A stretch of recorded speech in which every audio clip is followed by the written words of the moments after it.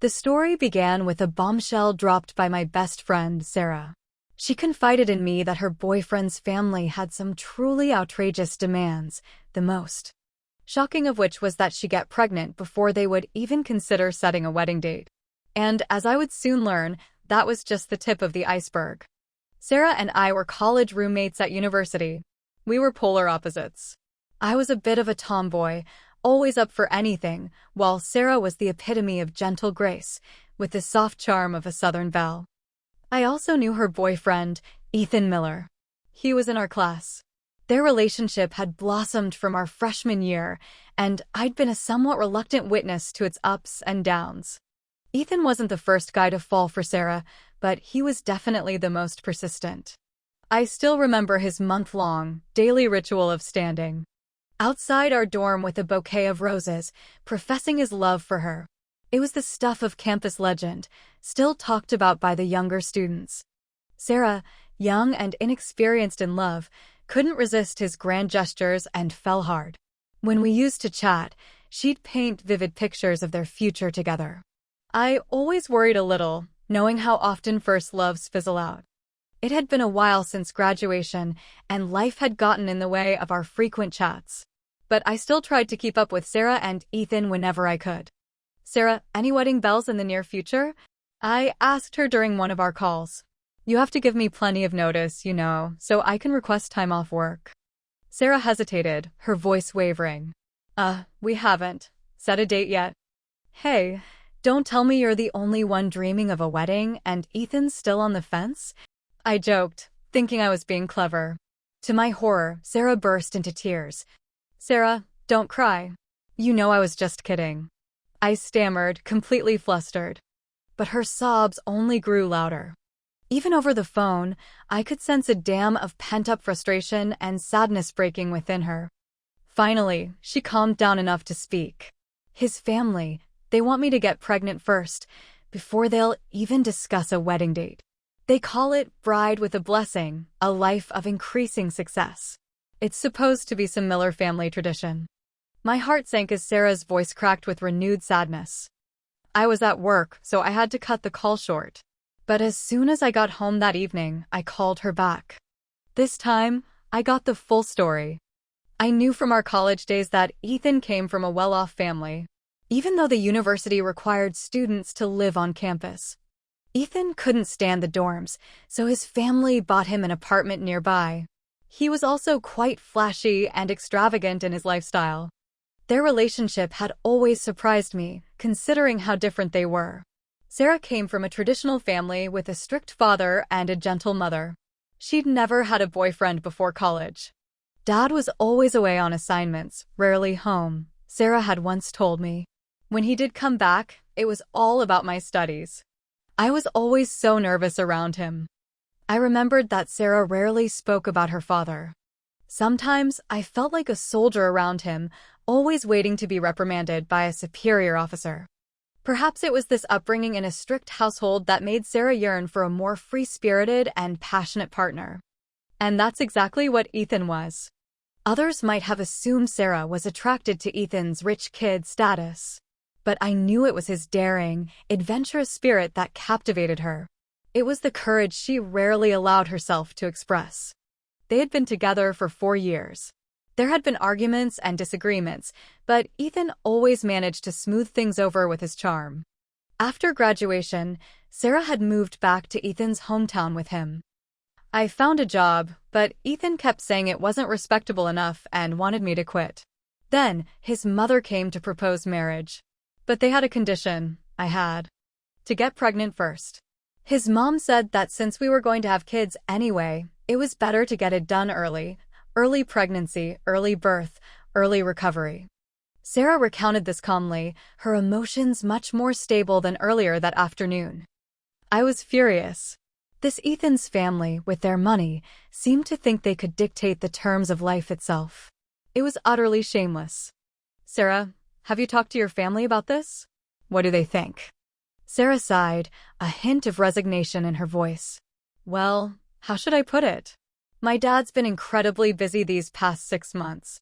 I haven't seen him in ages. My mom said that Ethan's mother seems too overbearing. She's worried I'll be bullied if I marry into that family. So, I wasn't the only one who found this whole situation disturbing. But I don't want to give up. We've been together for so long, and he's my first love, the only person I've ever loved. Marriage is different from dating. It requires sacrifices. Since I genuinely want to spend my life with him, I'm willing to compromise on some things. Sarah's words echoed my own sentiments. I felt that women, when truly in love, often become incredibly gentle and yielding. What about Ethan? What does he think? I could see Sarah's sincerity, but I wasn't sure if Ethan understood the depth of her feelings. He told me he loves children. At this point, I felt Sarah had already made up her mind. So, will you be my bridesmaid? She asked, trying to lighten the mood. I gave her my solemn promise. I went back to my busy life, while Sarah quit her job and officially moved into Ethan's family home to start trying for a baby. 3 months later, the good news arrived. I'm 6 weeks pregnant. I just got the confirmation today. Congratulations. So, have you set the wedding date? I asked, flipping through my work schedule. His family scheduled a meeting for tomorrow. I think they're going to confirm the wedding details with my mom. I could hear the joy in Sarah's voice through the phone. I was genuinely happy for her, knowing she was about to become a bride. That's great. Let me know the date as soon as it's set. I hung up and went back to my work. The next day, I hadn't heard from Sarah by 9 p.m. Worried that she might have gotten caught up in the excitement, I called her. Hello? Sarah's voice was hoarse. Something definitely sounded off. Huh? Sarah? Do you have a cold? I remembered Sarah's slender figure, a natural clothes horse. In college, she always refused to wear bulky winter coats. We used to tease her, saying she cared more about style than warmth. Thanks for checking on me. I'm fine. Maybe it was my imagination, but Sarah sounded even hoarser. Don't mention it. I'm fine. Anyway, I was calling to ask if you've set the wedding date. You know I'm a newbie at work. I need to give advance notice for time off. It's not set yet. I think we'll have to wait a bit longer. Sarah's voice was evasive. She sounded distressed. What's wrong? Didn't you confirm the pregnancy? It was strange. Ethan's mother had said they'd set the wedding date once the pregnancy was confirmed. She was pregnant now, so why the delay? His family wants me to do a few more tests, just to be absolutely sure, before setting the wedding date. Isn't a standard premarital checkup enough? Does that conflict with setting the wedding date? I hadn't been married, but I knew a little about the prenatal checkup process from my colleagues. I couldn't understand the Miller family's logic. It's not a regular premarital checkup. It's something else. Sarah's stammering only fueled my curiosity. Finally, she relented and recounted the events of the meeting. His family wants me to go to Hong Kong for a blood test when I'm 2 months pregnant to determine the baby's gender. His mom said that if the test confirms it's a boy, they'll have the wedding immediately. The words were so blunt, so straightforward, that I finally understood. The Millers were willing to marry, but not just Sarah. They were marrying a woman who was carrying Ethan's male heir. I was livid. What century are they living in? How can they still think like that?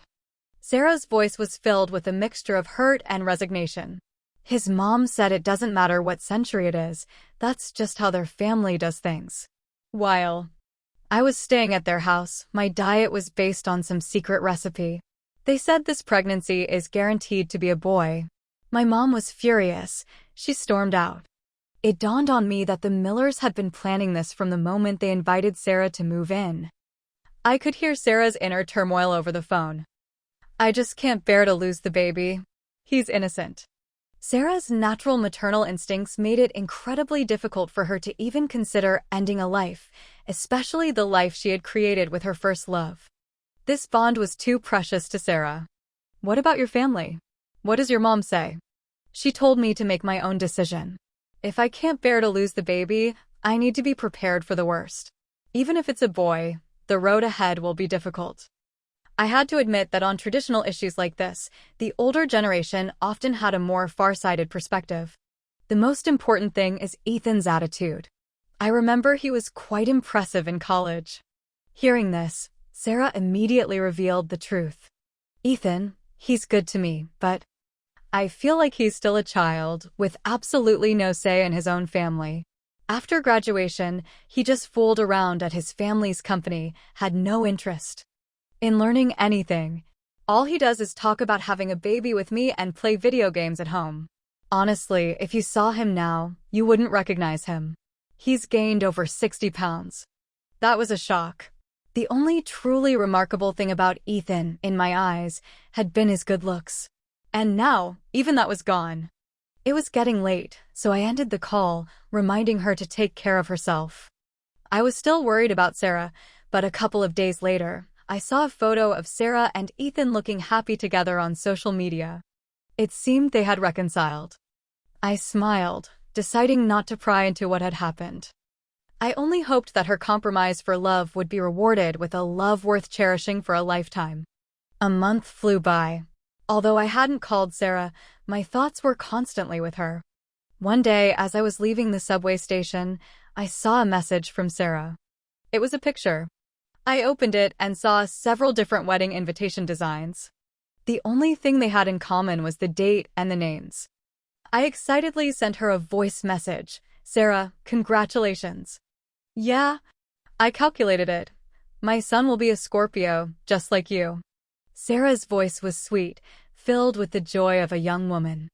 It was nothing like the previous 2 times, when she had been so conflicted and distressed. This, I thought, was how a woman in her early 20s, about to become a mother and a wife, should be. Knowing Sarah wouldn't be able to handle much with her pregnancy, I took a few extra days off and flew over early to help her. Sarah was deeply touched. Since the engagement banquet was the next day, she invited me to come along, saying I could be her support. She also mentioned, with a cheerful smile, that Ethan insisted on having an engagement ceremony before the wedding to make it more formal. In the car on the way to the restaurant, Sarah sat beside me, gazing at the changing streetlights. Suddenly, she started talking about her mysterious father. After the wedding date was set, Sarah's mother had immediately informed her husband, who was away. Since her father already knew about her situation, he only asked a few basic questions. Sarah said his voice was still very serious, as if she could see his stern expression even over the phone. Sarah wiped away a tear. "If only I could walk down the aisle with Dad at the wedding," she said, then smiled at me, her eyes crinkling adorably. Every wedding I'd ever attended had included the father-daughter walk down the aisle. But it was something Sarah couldn't even dream of, as it required rehearsals. She didn't even know what time her father would arrive on the day. She seemed to have long accepted this distant relationship with her father. Sarah told me her clearest memories of her father were his always straight back and his silhouette leaving in the middle of the night. Whenever the headlights of the Jeep shone, she knew her father was leaving. Those moments of playing and laughing with her father seemed like they had never happened. In fact, a big part of her choosing Ethan was that he was so different from her father. He might be immature and flamboyant, but he cried and laughed. He was someone she could see and touch. I don't expect him to be incredibly successful. I just want him to be there for us, for me and our son. I want my son to grow up surrounded by love. Sarah's words were filled with longing for the future and a tinge of regret for the past. I squeezed Sarah's hand tightly. "Don't worry, everything will be all right." Sarah leaned on my shoulder, seeming comforted. When we arrived at the restaurant, we waited for a long time, but Ethan's family didn't show up as promised. I saw the empty seats and could clearly see Sarah's mother's growing anger. Sarah called Ethan several times, and I listened to the ringing tone beside her. After waiting for over an hour, Ethan and his mother finally arrived. I couldn't help but think, what was wrong with the Miller family? They had agreed to the engagement banquet, and then they didn't show up. I saw Sarah's mother suppress her displeasure and politely say, "In-laws, today is the engagement banquet. Why didn't Ethan's father come?" Mrs. Miller casually replied, his father had a business matter to attend to. He couldn't make it. This was my first time meeting Mrs. Miller, but I could tell she wasn't an easy person to deal with. Her large gold ring and gaudy floral dress were almost blinding. For some reason, a bad feeling began to creep over me. Sure enough, after casually ordering a few dishes, before the cold appetizers even arrived, Mrs. Miller got straight to the point. "Sister, since the children's wedding date is set, we should discuss the dowry." Sarah's mother nodded. "Yes, as we discussed before, our family will provide a car and a set of old gold jewelry." I noticed that Ethan had been keeping his head down since he arrived. Sarah asked him, "Ethan, what's wrong?" Looking at Sarah's innocent face, Ethan finally spoke. "Sarah, promise me, no matter what happens, don't get angry." "Ethan, eat more, talk less," Mrs. Miller interrupted him sharply. He swallowed his words, receiving a silent command in his mother's gaze. Mrs. Miller then continued to make small talk, focusing on her food, which made me wonder what was going on. The most important part of an engagement was discussing the dowry and gifts, right? Was the sweet and sour pork that good? Was it so good she couldn't even talk? Sarah's mother couldn't hold back any longer. "In-law, the wedding is next week. We've prepared our dowry. Shouldn't we discuss your family's dowry?" Mrs. Miller's acting was impeccable. She acted as if she'd just woken up from a dream, as if she truly believed she was only there to eat and chat. "Oh, yes, of course. I almost forgot." She slowly took a card out of her purse and placed it in front of Sarah. "Just a little something. Sarah, buy whatever you like. Don't worry about saving. It's all yours. I forgot to mention, we talked about 200,000, right? Now that we're all family, the dowry is just a formality. This card has 1,888 on it, a very auspicious number." Sarah was speechless. Ethan, clearly aware of what was happening, lowered his head even further, remaining silent. Oh no, my bad feeling was spot on. I'd read plenty of dowry horror stories online, but I never imagined I'd witness such a ridiculous scene in person. It was unbelievable. Mrs. Miller, a businesswoman through and through, had managed to squeeze 200,000 down to a little over 1,000. That was less than 1%. In my eyes, it wasn't about the money anymore. It was a blatant insult. They had agreed on a sum, and now they were reneging. And Sarah's family was even providing a car. Sarah's mother, struggling to contain her anger, said, "Mrs. Miller, may I ask, is this your family's attitude towards marrying my daughter?" Mrs. Miller remained calm, picking up a piece of fish. "Yes, it's all based on reason." She finished the fish and took out a file folder from her purse, handing it to Sarah's mother. "You see, the new house is provided by our family without a penny from you. The car, Sarah will be driving it, we don't need it. And here, this is a cost analysis. For raising a child, prepared by a professional agency. You can take a look. So, our family's expenses will definitely be higher than yours in the future." I was drinking Sprite and almost choked, spitting it out in Mrs. Miller's direction. Was she even speaking human language? And what kind of agency? In China could even calculate such a thing? I wanted to ask this agency if they had factored in the physical toll of childbirth on a woman. Before I could even swallow my Sprite, Mrs. Miller's brilliant speech shocked me again. "In-law, I'm also advising you, you need to have a long-term perspective. And isn't it stated in the new civil code? Demanding too much dowry can be considered fraud." Honestly, I was ready to get physical. However, Sarah's mother maintained her composure. Although she didn't take the file folder, she did pay for the meal. In short, the dinner ended in complete discord. Back at home, Sarah developed a fever. Thankfully, both she and the baby were fine. Mrs. Miller never showed up, but Ethan was frantic. Sarah's mom asked Ethan to buy us dinner. I understand that she wants to send him away. I knew, even before I came, that Sarah's mother was deeply dissatisfied with them because of the gender test situation. After yesterday's dowry, I think her patience is at the end of its limit. Sure enough, Sarah's mother's first words were harsh. "Daughter, we have no fate with the Miller family. Let's break it off."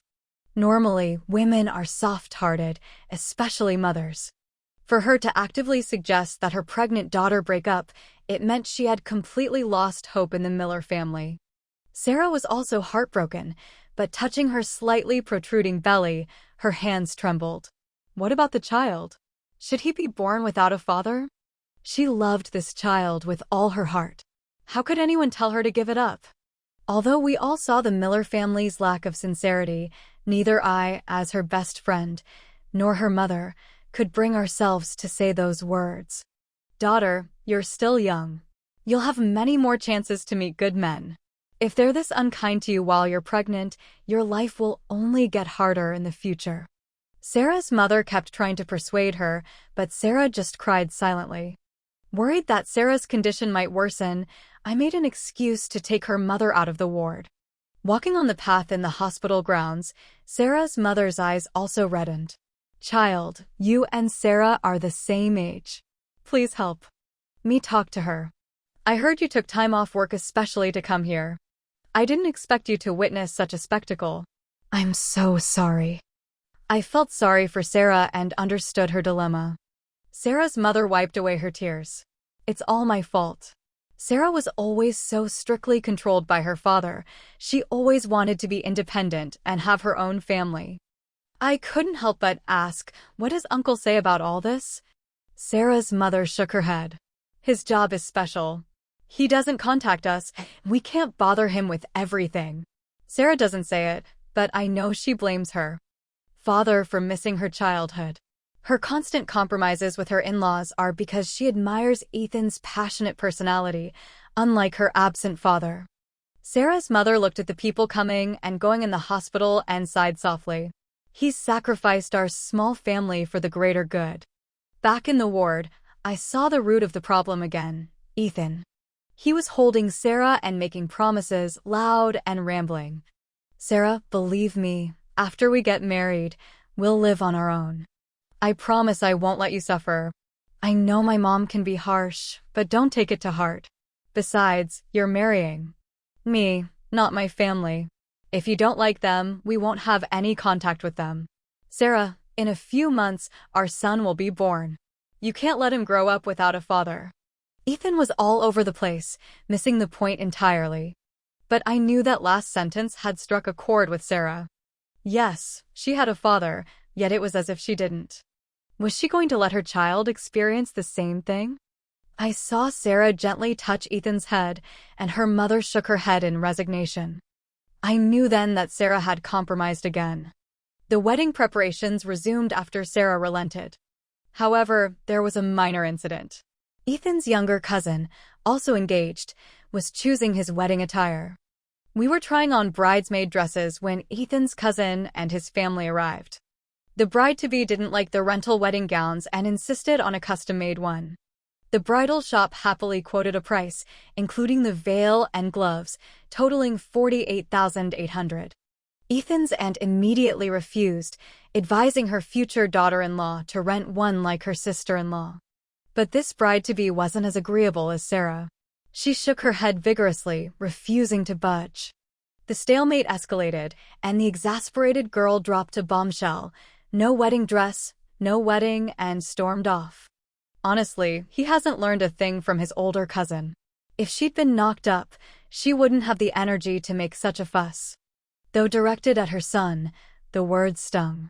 I couldn't help but glance at Sarah. Sarah remained her usual gentle self. Only after the cousin's family left did she speak. Ethan, whose idea was it for me to get pregnant? Ethan replied impatiently, Hey, whose idea was it? You're pregnant now, aren't you? Just focus on being a bride. I sensed Sarah's unease and, feeling awkward, headed to the fitting room with my bridesmaid dress. Unfortunately, it was too crowded, and I was squeezed back out. I couldn't help but overhear Sarah and Ethan's conversation. The relative's words had triggered Sarah, and her carefully concealed emotions erupted. Do you see marriage as nothing more than procreation? We're getting married in 2 days. Why are you dwelling on this useless nonsense? Ethan, do you think I'm not hurt by your mother's treatment? I'm a human being. I have dignity and feelings. Hey, I know. Your future will be filled with me and our son, isn't that enough? Sarah, I'm your first love, your only man. You're not like the girl Alex just started dating. Who knows what kind of history she has? Does she even deserve to be so picky? My God, the stench of his male chauvinism was overwhelming, even through the wall. I couldn't stop rolling my eyes. Ethan, you should go. I'll probably be a while. Don't wait for me. It seemed I wasn't the only one who couldn't stand it anymore. Whatever. Anyway, some of my friends from out of town are arriving today. I have to take them out to dinner. After Ethan left, I quickly went out and took Sarah's hand. She was in a daze, not responding until the bridal shop staff came to discuss arrangements. On the way back, she remained silent, staring at the diamond ring on her finger. I saw the brilliance of the diamond, making Sarah's face appear even dimmer. During the wedding preparations, I was staying in a small single room at a hotel run by Ethan's family. 2 days before the wedding, close to 11 p.m., after I'd finished showering, the door suddenly opened. Several young men I didn't recognize barged in. The reek of alcohol hit me immediately. Oh, here's the bridesmaid. I need to butter her up, or she'll make things hell for us groomsmen on the wedding day, right? One man, standing close to me, grabbed the perfume on the entrance cabinet and sprayed it directly at me. Another, sitting on the bed, picked up my underwear and held it up in front of me, leering. Sister, are you really this big? I can't tell under that bathrobe. We'll have to play some close contact games the day after tomorrow, so I can get a good feel. I grabbed my phone and tried to leave, but the men blocked my way. The more desperate I became, the more the drunkards left. Just as I was about to break down, Sarah's voice echoed in the hallway. Lisa, I brought some snacks. Are you asleep? I started screaming desperately, Sarah, help me. My screams only excited the men further. They grabbed my hands and started dragging me deeper into the room. Bride, we're just playing with the bridesmaid for a bit. Go on. You're not feeling well, so don't worry. We won't break her, will we? Don't worry. Sarah pushed through the crowd and pulled me away from the men. She stood between me and them, her voice fierce. I'm warning you, stay away from my friend, or I'll call the police. Damn, what a buzzkill. The men, initially emboldened by alcohol, lost their nerve at Sarah's threat. They must have figured their plan had backfired. I was terrified, huddled in Sarah's arms, tears streaming down my face. Sarah, seeing my state, said coldly, I told you to get out. Is that all you've got? Fine, you're pregnant. We won't argue with you. Let's go, guys. As the men left, my emotions gradually calmed. I learned that one of them was a groomsman, and the other two were Ethan's friends from out of town. Just then, Sarah's phone rang. Ethan, without a hint of apology, started questioning her. It was just a joke. Why are you so angry? Besides, being a bridesmaid, she should be mentally prepared. She's so uptight. She really embarrassed me. Did you give them the room key? I already told you. They were drunk. Just joking. I'll give her a red envelope tomorrow, and that'll be the end of it. I'm asking, did you give them the room key? Hazing the bridesmaid is a tradition. She better not act like this at the wedding. Ethan's words were cut short by Sarah. Ethan, I'm warning you. Don't do anything like this again. And don't call some people's vulgar behavior tradition. 5,000 years of Chinese traditional culture doesn't include this kind of garbage. This was the first time I'd seen Sarah this angry since I'd known her. Ethan, I used to deceive myself, thinking you were at least on my side. I always thought you were just a bit immature, a bit spoiled, and that you'd change once you became a father. But now I realize I was wrong. You don't deserve to be my child's father. After saying this, Sarah took a deep breath. A long silence followed before Ethan's somber voice came through the phone. Olivia, we're getting married in 2 days. What's the meaning of all this? My mom was right. Your family is still upset about not getting the full 200,000. You were bound to bring this up at the last minute. I saw Sarah's hand, holding the phone, trembling. I couldn't tell if it was from sadness or anger. On the other end of the line, Ethan continued. Olivia, I'm telling you, the wedding is still on. If you miss out on me, who else will want to be a father to the son in your belly? Before hanging up, Sarah said fiercely, Ethan, think carefully, did we ever register our marriage? Sarah later told me that there were some changes in the Miller family shareholdings, and a sum of money was about to be transferred to Ethan. Probably to prevent this money from becoming marital property, Mrs. Miller had found an excuse to postpone the originally scheduled registration date by a full week. I didn't know what to say to her. She picked up a pair of chopsticks. Let's just consider this a trip I invited you on. Let's have a good meal. The day before the wedding, Sarah's father finally returned. It was my first time meeting him. He was exactly as Sarah had described, upright, dignified, and commanding respect. I greeted him politely. Hello, uncle. Thank you for going to all this trouble. Although he was wearing casual clothes, his posture was still ramrod straight. Where's Sarah? She's in her bedroom. I'll go talk to her. He left the living room and headed towards Sarah's room. Soon after, Sarah and her father emerged. He spoke, "We're going out for a bit. Don't worry about lunch." His tone brooked no argument.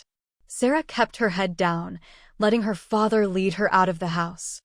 Her mother and I were puzzled, but neither of us dared to ask. At lunch, her mother asked me again about the events of the previous night. Thinking that the two families might still become in-laws, I didn't say anything too harsh. Knowing the Miller family's character all too well, Sarah's mother couldn't stop apologizing to me. Sarah's family's understanding made me feel even more awkward. I changed the subject. "Auntie, what did Uncle take Sarah to do?" Remembering Sarah's dejected expression as she left, I couldn't help but worry. Her mother looked equally helpless. "I don't know. Her father is also a stubborn old man. Sarah's pregnant. I hope they don't argue." Worried about Sarah, I stayed at her house. As dusk approached, I finally saw Sarah and her father return. Standing at the entrance of the courtyard, her father gave her a few instructions and patted her on the shoulder. His subordinate, carrying several boxes, entered the house with Sarah. Her father got back into his official car and left. Seeing Sarah safely home, I said goodbye and returned to the hotel. That night, I messaged Sarah, asking about the day's events. She only told me I didn't need to get up early the next day and could just go straight to the hotel for lunch. She didn't say anything else. With these unanswered questions swirling in my mind, I tossed and turned, finally falling asleep just before dawn. On the wedding day, after much hesitation, I put on the bridesmaid dress, covering it with a blazer. I took a taxi to the hotel and saw the large, colorful archway. In the dim light, I recognized a few familiar faces. They were Sarah's uncle and aunt's husband. It seemed everything was still going according to plan. I had no idea how Ethan had managed to win Sarah over again. I guessed he'd probably used the child as leverage. Since there were no bridesmaid duties during the bridal procession, I assumed the ceremony would start directly. I found a seat and sat down. The people around me ignored me, chatting amongst themselves. I heard the one marrying into the Miller family is pregnant. Oh, that's good. I heard the groom was a troublemaker since childhood. If it weren't for the family's money, he'd still be in trouble. To my surprise, I'd ended up sitting on the groom's side of the family. It was dark, and I was too lazy to move, so I continued listening to their gossip. If the old Miller hadn't been so crooked in his business, they wouldn't be where they are today. TSK, rich people are really something. I heard his newly built factory has some major issues. He was even sued by nearby residents recently. These relatives chatted away. I have no idea how much is true. Anyway, I listened to them with relish. They finally stopped talking when the MC's voice boomed through the room. After some introductory remarks, Ethan made his grand entrance. Watching him on stage, making those insincere vows, I could only silently roll my eyes. Men. Now, let's welcome tonight's leading lady, the bride. The melodious music started, and everyone's attention was drawn to the slowly opening doors. I craned my neck, eager to witness the most beautiful moment of Sarah's life. To everyone's surprise, there was no bride. In fact, there wasn't even a woman. I saw Sarah's father, his back straight, his steps firm, walking into the hall. It's the bride's father. He probably has some advice for the groom. It seems the groom needs to show his sincerity to marry his precious daughter. The MC was a professional. Faced with this unexpected situation, he immediately changed his script and signaled for Ethan to step forward. Since the MC had already spoken, I saw Ethan, frowning, follow the MC's instructions and walk towards Sarah's father. Others might not have noticed anything amiss, but I understood. The show was about to begin. Dad, please rest assured that I will make Sarah happy for the rest of her life. At the MC's prompting, Ethan made his solemn pledge. Seeing that Ethan had finished his lines, the clueless MC handed the microphone to Sarah's father.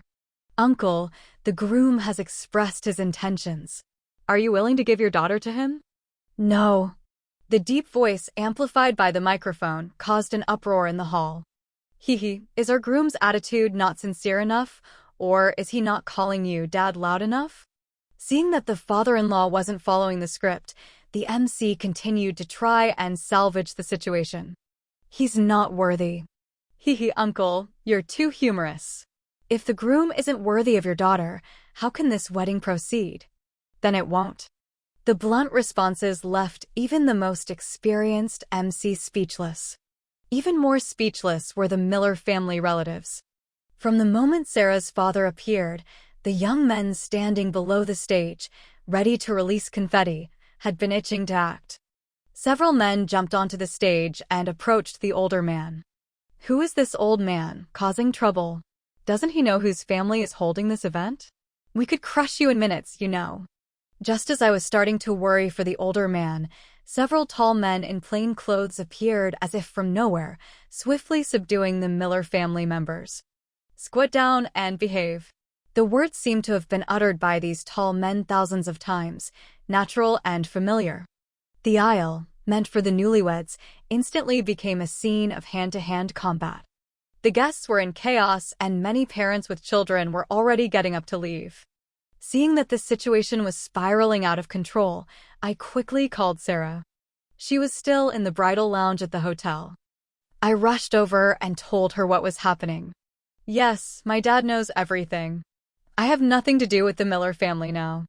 Sarah took out some medical reports and handed them to me. Only after seeing the words termination of pregnancy did I understand Sarah's true meaning. My dad took me. He talked to me a lot. He told me to give up the child. I agreed, not because I'm cruel, but because a child should be born into a loving family. After I woke up from the surgery, I saw my father cry for the first time. He said he had missed my growing up at a time when I needed him most. But no one can bully his precious daughter, not before and not in the future. Sarah's eyes reddened again. But this time, I believe her tears were not of sadness. They were tears of happiness and reconciliation. Not long after that disastrous wedding, the Miller family made the local news. Not for the broken engagement, but for a whole host of criminal charges. As for the groomsmen who broke into my room, they soon added, disturbing the peace to their records. Especially Ethan. I heard he got beaten up so badly, he was unrecognizable. I curiously asked Sarah, did Uncle have anything to do with this? She just winked playfully and gave me another perfect answer. Justice, like love, will always arrive, just a little bit later. 2 years later, I finally had the chance to fulfill my promise. Wearing the bridesmaid dress, I looked at Sarah standing on the stage, unable to tell whether she or the groom was smiling more brightly. I knew that this time, she was truly marrying happiness. I was genuinely happy for her, because she deserved it.